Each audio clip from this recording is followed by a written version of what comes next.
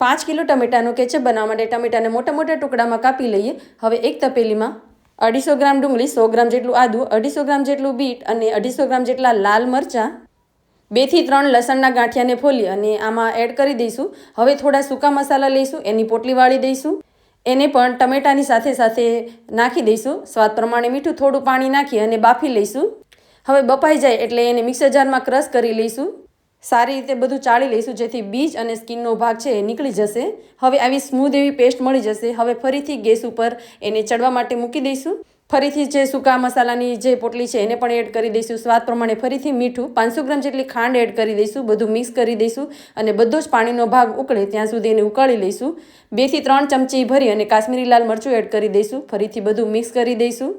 ટમેટાનું ketchup એકદમ ઘટ થઈ જાય ત્યાં સુધી, આવી રીતે પાણી બહાર ન નીકળે ત્યાં સુધી આપણે ઉકાળી લઈશું। ઠંડો પડી જાય ત્યાર પછી પ્રેઝર્વેશન એડ કરી દઈશું। ત્યાર પછી એરટાઇટ કન્ટેનર અથવા તો કાચની બરણીમાં એને સ્ટોર કરી અને ફ્રીજમાં રાખીશું અને આખું વરસ એન્જોય કરીશું।